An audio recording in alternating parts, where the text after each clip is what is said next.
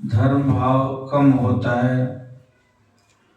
ऐश्वर्य और लक्ष्मी के भरपूर होने के बावजूद आपस में सम्मति नहीं होती तो घर नरक समान है। वो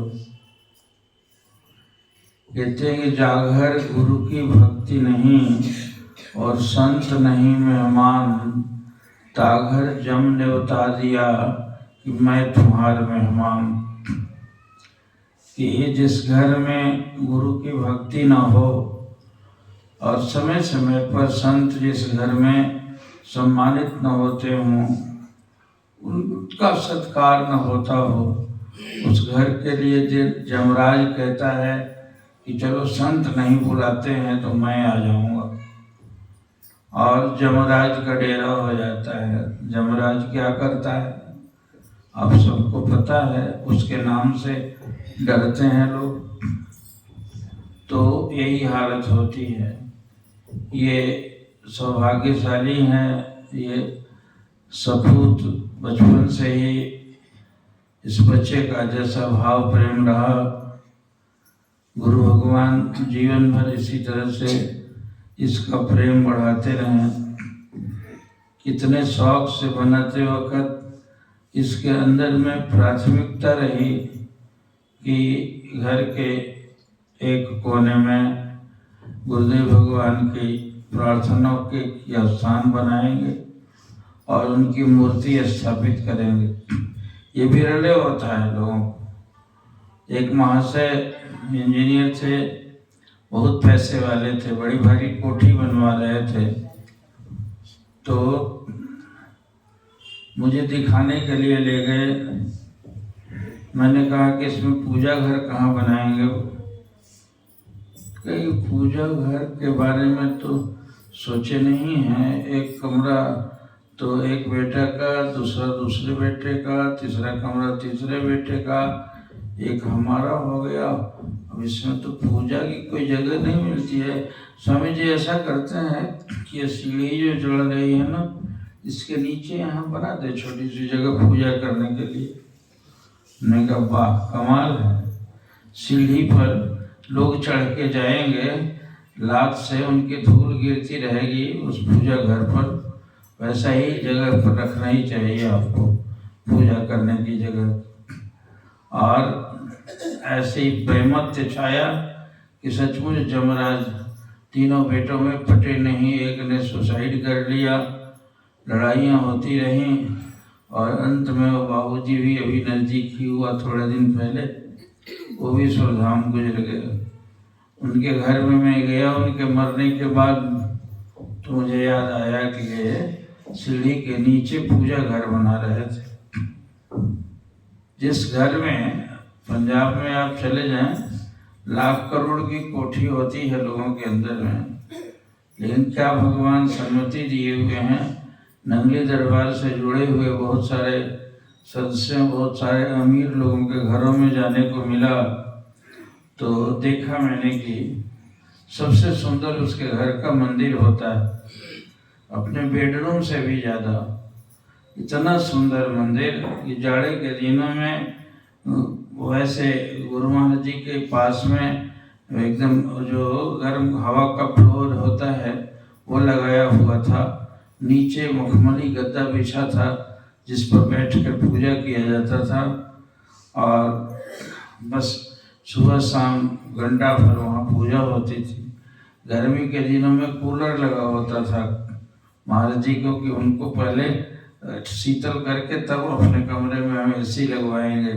उन घरों में भी एसी लगा हुआ था। ऐसे पवित्र लोग ये देखे तो भगवान ने उनको ऐश्वर्य दिया है तो धर्म भी दिया है। चार पुरुषार्थ में अर्थ का उपार्जन धर्म के साथ में किया जाए तो वो अंत में उसका लक्ष्य मोक्ष की ओर प्रेरित कर देता है इंसान को, और उसका परिणाम अत्यंत शुभ होता है। लेकिन धर्म के साथ में, धन के साथ में यदि धर्म नहीं जुड़ा हुआ होता हो तो वह वैमत्य जो है नरक के तुल्य हो जाता है। अब वो इन इतने बड़े घरों के अंदर में शांति और सुख होना चाहिए, भगवान को भोग लगा के भोजन करना चाहिए। पवित्र कमाई के अन्न से हमारे बाल बच्चों के अंदर में संस्कार शुभ होगा, परिवार के लोगों की मति सुधरेगी। इसीलिए भगवान का भजन होना चाहिए, तुलसी का बिरवा लगना चाहिए और उस घर से धूप दीप नैवेद्य का और हवन का गंध आना चाहिए, तब तो घर घर होता है। तो ऐसे घरों के लिए महात्मा जन्मनि मुनि मनु महाराज लिखते हैं, धन्य गृहस्थाश्रम, वैसा गृहस्थ का घर धन्य है, धन्य है, धन्य है। तो ये आज ऐसे ही एक घर में आए। अब देखो, और स्वामी विवेकानंद एक दफा विदेश गए तो एक सज्जन थे जिनका परिचय था, तो उनके घर में गए वे उनके रामकृष्ण परमहंस के शिष्य थे।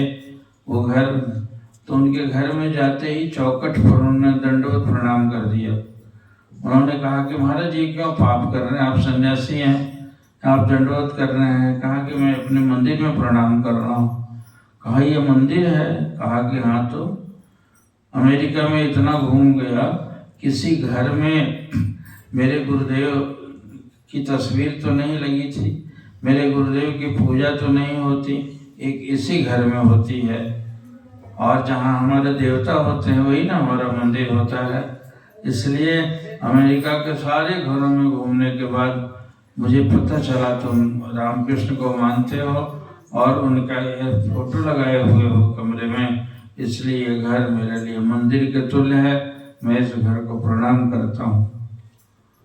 तो मंदिर होता वही है जिस घर में देवता होते हैं, तो उस देवता की पूजा होनी चाहिए और पुजारी भाव से आदमी सब कुछ कार्य करे। उनको अभी हम लोग थोड़ी देर पहले बैठ के कह रहे थे कि नैवेद्य भगवान को अर्पण करके, भोजन को अर्पण करके तब उसका नैवेद्य प्रसाद ग्रहण करे, उनको भोग लगावे। नया वस्त्र यदि हो तो वस्त्र भी उनको चढ़ावे। तो वाल्मीकि जी कहते हैं, उनको भगवान पूछते हैं कि मैं कहाँ रहूं? कहा कि जो जहाँ आपको नैवेद्य चढ़ा के आपको भोजन कर ग्रहण करता हो, जो तो चढ़ाए पटभूषण धरही, अपना कपड़ा और भूषण और सब कुछ अर्पण पहले कर लेता है तब धारण करता है। हे महाराज, आप वैसी के घर में जाके निवास कीजिए, आप बस जाइए, तो उस भगवान की छाया हो जाती है, उस घर में उनका प्रभाव हो जाता है। ऐसे ही बड़े बड़े लोगों के इतिहास और कहानियों से देखते हैं, जो गृहस्थ में भी लोग संत के बराबर हुए और संत का आचरण किया, उन्होंने सच्चाई बरती, उसका परिणाम बाद में बुरा वो अच्छा होता है। जो जैसे तैसे लोग कमाने में विश्वास करते हैं, लेकिन वो कमाई भ्रष्ट कर देती है बुद्धि को और एक दिन दिवाला निकल जाता है उसका, वह अच्छा नहीं हुआ प्रथा। तो दान के साथ में सात्विक कमाई जो की जाती है, उसी कमाई से अच्छे संस्कार बनते हैं। नहीं तो आप जिस किसी के लिए कमा के आप लाख और करोड़ रख दो तो आप तो मर जाओगे। बेटे के लिए जमा करते हो ना, और बेटा नालायक निकल जाए तब क्या हो जाएगा? वो तो सारा फूंक देगा आपकी दुनिया भर की कमाई को। और एक संतान लायक यदि हो गया तो फिर उस धन का सदुपयोग करेगा और दिनों दिन उसमें सुख और शांति रहेगी। कहते हैं कि wealth can give you house but not home. एक घर में लिखा हुआ था, हाउस और होम दोनों को तो अंग्रेजी भाषा में पढ़ा जाए, दोनों का मतलब घर ही होता है, लेकिन हाउस तो बड़े मकान को कहते हैं, लेकिन होम जो है वह होता है जिस घर में बैठ के सुख भी हो, शांति भी हो और शांति से उसमें विश्राम ले सके, और उसको होम कहा जाता है। ऐसा कोई हाउस बना लेने से जरूरी नहीं है कि ये होम वाला सुख उसके अंदर में आ जाए, लेकिन धन आपको बड़ा मकान तो दे देगा, लेकिन धर्म युक्त यदि होगा तो वह भोग भी सुख आप ले पाएंगे और उसमें सुखपूर्वक आराम पूर्वक रह सकेंगे। तो ऐसे ही इस प्रकार का एक नया मंदिर जैसे तैयार हुआ हो इस घर में, इसलिए खुशी हो रही है यहाँ बैठ करके और यहाँ कीर्तन करके इससे शुरुआत की जा रही है। गुरु भगवान के पवित्र विग्रह की स्थापना हो रही है। वैसे त्यागी मनीषी तपस्वी सदगुरु के का स्वरूप लगा हुआ है, वे इसकी राहबरी करते हैं, वे इन चीज़ों को देखा करते हैं। ऐसे ये पवित्र स्मारक जो लगा के रखते हैं ये गुरुजनों के तस्वीर को, ये सामान्य तस्वीर नहीं हुआ करते, ये तो प्रत्यक्ष उनका जैसे आसन लगा हुआ है और वे इसके हर भले बुरे की निगहबानी करते हैं। उनकी देख रेख में आकर सारे कार्य संपन्न होते हैं और वे सबको सन्मति प्रदान करते हैं। सुबह शाम नियम पूर्वक उनकी आरती होनी चाहिए, भोग लगना चाहिए। जिस तरह से घर के सदस्य बैठे हुए हों तो घर के स्वामी हैं, मालिक हैं, वे सिर पर हाजिर हैं, तो ऐसे होना चाहिए। देखते हैं पंजाब के अरबपति लोग हैं और एक एक घंटा 2-2 घंटा बैठ के मंदिर में पूजा करते हैं।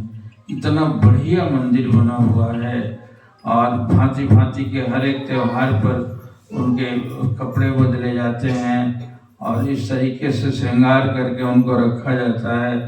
देखते हैं रात में बादाम फुला के रखे हुए हैं और बादाम को अपने से स्नान करने के बाद उसको वे करके दूध और बादाम या जो भी अच्छा से अच्छा चीज़ होता है नैवेद्य उनको चढ़ाते हैं। बाल बच्चों को सवेरे सवेरे तुलसी के साथ में बांटते हैं, उससे संस्कार शुद्ध होता है। तो ये अत्यंत हर्ष की बात है कि आज मैंने देखा और जितना सुंदर घर है उतना ही सुंदर भगवान है और इतना ही सुंदर इस घर के मालिक जिनको हैं वे भी ऐसे ही हैं।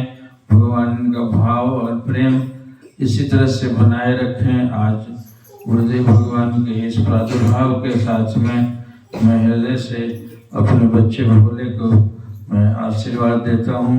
सब दिन इसका भाव इसी तरह से बना रहे और बहुत ही सुख और समृद्धि को प्राप्त हो। हरि ओम तत्सत। बोलिए दयालु सद्गुरुदेव भगवान।